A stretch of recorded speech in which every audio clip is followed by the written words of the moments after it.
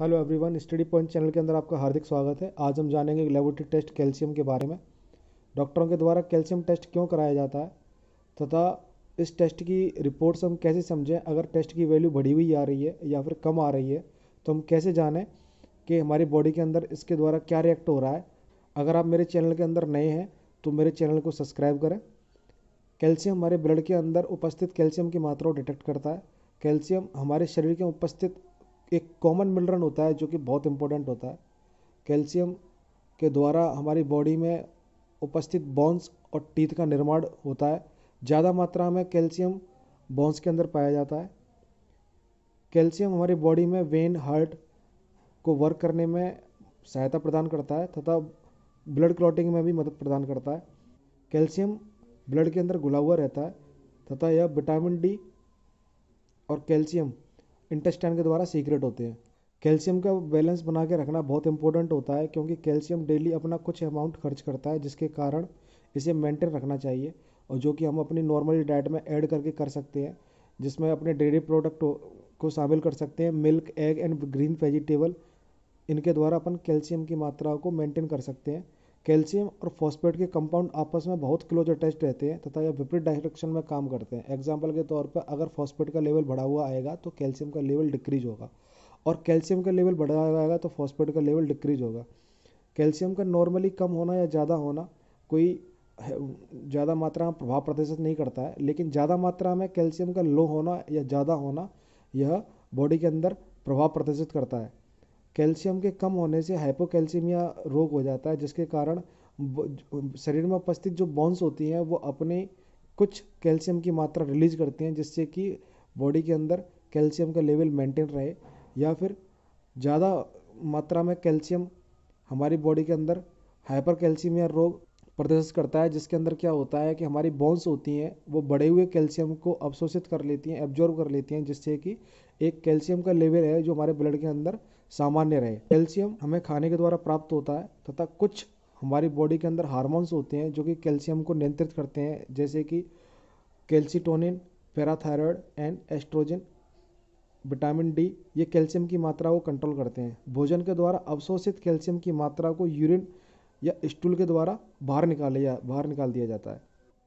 Calcium test जो होता है वो ब्लड के सैंपल के द्वारा किया जाता है और यह बायोकेमिस्ट्री डिपार्टमेंट का टेस्ट होता है। कैल्शियम का टेस्ट करते समय हमें विशेष ध्यान रखना है कि हमें जब ब्लड का सैंपल लेते हैं तो टॉर्निकेट अप्लाई नहीं करना है। कुछ पैरामीटर ऐसे होते हैं जिन टेस्टों को करते समय टॉर्निकेट नहीं लगाते हैं, उनका डायरेक्ट सैंपल लिया जाता है। तो कैल्शियम का सैंपल लेते वक्त इस चीज़ का विशेष ध्यान रखें। कैल्शियम टेस्ट क्यों कराया जाता है? जिन पेशेंटों को बोन कैंसर होता है, parathyroid gland and kidney cancer होता है, इंटेस्टाइन के अंदर इन्फ्लामेशन होता है, सूजन होती है, या फिर जिन पेशेंटों की ईसीजी एब्नॉर्मल आती है उनके लिए भी यह टेस्ट कराया जाता है। जिन पेशेंटों को किडनी ट्रांसप्लांट हुआ हो या जिन पेशेंटों को भूख कम लगती हो, ऊर्जा की कमी महसूस होती हो, वीकनेस होती हो, वॉमिटिंग होती हो, या फिर पेट में दर्द होता हो, बोन्स में दर्द होता हो, इन सारे कारणों की वजह से कैल्शियम टेस्ट कराया जाता है।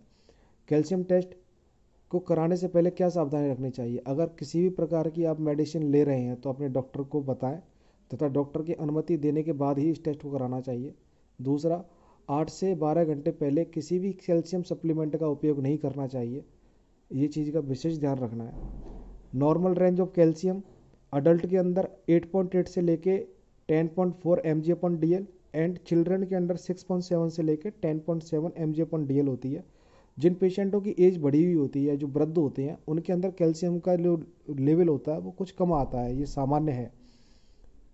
अब हम जानते हैं किन कारणों की वजह से कैल्शियम का लेवल बढ़ा हुआ आ सकता है या फिर कम आ सकता है। कौन से चीज़ें हैं या जो कैल्शियम के टेस्ट को प्रभावित कर सकती हैं, जैसे कि जिन पेशेंटों को कैंसर होता है या फिर बोन कैंसर हो, इस कंडीशन में कैल्शियम की वैल्यू बढ़ी हुई आ सकती है। या फिर जिन पेशेंटों की हड्डी टूट जाती है तथा उसके बाद वो लंबा बेड रेस्ट लेते हैं, उस कंडीशन में भी कैल्शियम की वैल्यू बढ़ी हुई आ सकती है।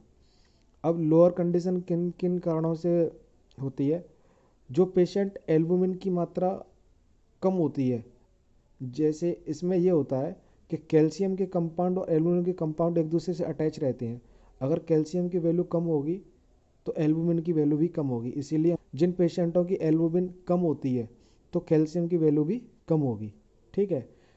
दूसरा, जिन पेशेंटों की बॉडी के अंदर फॉस्फेट की वैल्यू बढ़ी हुई होती है तो कैल्शियम की वैल्यू कम आएगी। ठीक है। या फिर जो पेशेंट ज़्यादा मात्रा में अल्कोहल का सेवन करते हैं उनका वैल्यू कम आएगी। डायलिसिस होने के बाद में जो बंदा टेस्ट कराएगा उसकी भी कम आएगी कैल्शियम की वैल्यू। या फिर जो पेशेंट जो पेशाब वगैरह नहीं आता है, उनको यूरिन वगैरह सप्लाई प्रॉपर तरीके से नहीं होती है, उसकी मेडिसिन का सेवन करते हैं तो उस कंडीशन में भी कैल्शियम की वैल्यू कम आएगी। ठीक है। जो पेशेंट कम टाइम के अंदर ज़्यादा मात्रा में ब्लड का डोनेशन करते हैं, ठीक है, उस कंडीशन में भी कैल्शियम की वैल्यू कम आ सकती है। तो ये सारे कारण हैं जिनके कारण कैल्शियम की वैल्यू हाई और लो आ सकती है, जो कि इनको प्रभावित करते हैं। अगर आपको मेरी वीडियो अच्छी लगी है तो मेरे चैनल स्टडी पॉइंट को लाइक करें, शेयर करें, कमेंट करें एंड सब्सक्राइब करें। आपका दिन शुभ हो। Thank you.